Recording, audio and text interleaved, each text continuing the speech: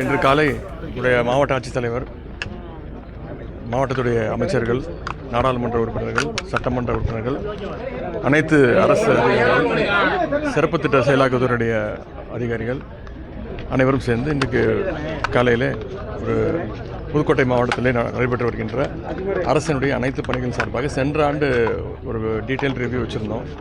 இந்த முறை அதுக்கான ஒரு ஃபாலோ அப் ஆக்ஷனுக்காக ஒரு முதலமைச்சருடைய உத்தரவின் பேரில் இன்றைக்கி ஒரு ரிவ்யூ மீட்டிங் நடத்தியிருக்கிறோம்.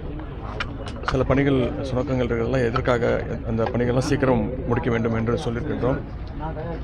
இன்று அந்த ஆய்வு பணியை முடிச்சுவிட்டு இன்றைக்கு புதுக்கோட்டையில் 2015ஆம் ஆண்டு இந்த ஸ்போர்ட்ஸ் ஃபெசிலிட்டி மல்டிபர்பஸ் ஹால் இது கட்ட ஆரம்பித்தாங்க. அதன் பின்பு நிதி நெருக்கடி காரணமாக அதை அப்படியே கைவிட்டாங்க. இது தொடர்ந்து யாராலும் பயன்படுத்த முடியாத ஒரு சூழல் இருந்துச்சு. இதற்கு மேலும் ஒரு 4.5 கோடி ரூபாய் தேவைப்படும் அப்படின்ட்டு இந்த அதிகாரிகள் ஆய்வு செய்யும்போது கூப்பிட்டு சொன்னாங்க. முதலமைச்சர் அவர்கள் என்னை அழைச்சி உடனே இப்போ என்னென்னு பாரு, உடனே அந்த பணிகளை எல்லாம் ஆரம்பிக்க வேண்டும்னு சொல்லி இம்மீடியட்டாக 3.5 கோடி ரூபாய் முதலமைச்சர் அவர்கள் இதற்கு ஒதுக்கி தந்திருக்கிறாங்க.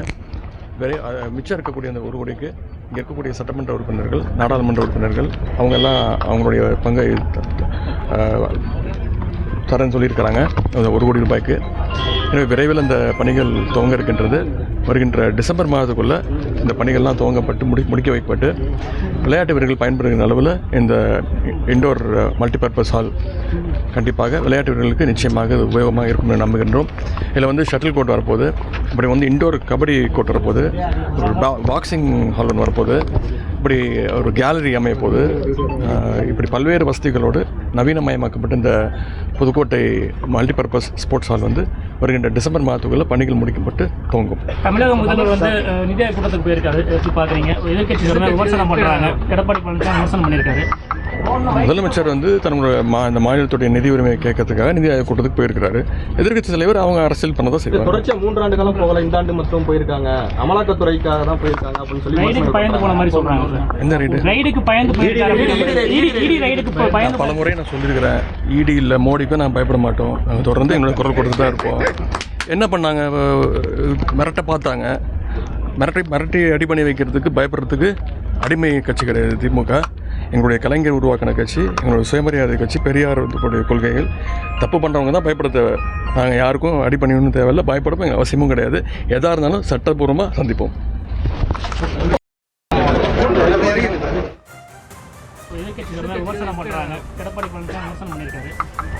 முதலமைச்சர் தன்னுடைய இந்த மாநிலத்துடைய நிதி உரிமையை கேட்கறதுக்காக நிதி ஆயோக் கூட்டத்துக்கு போயிருக்கிறாரு.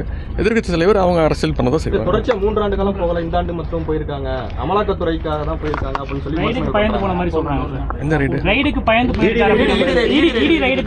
பல முறை நான் சொல்லியிருக்கிறேன், இடி இல்லை மோடிக்கும் நான் பயப்பட மாட்டோம், நாங்கள் தொடர்ந்து எங்களோட குரல் கொடுத்து தான் இருப்போம்.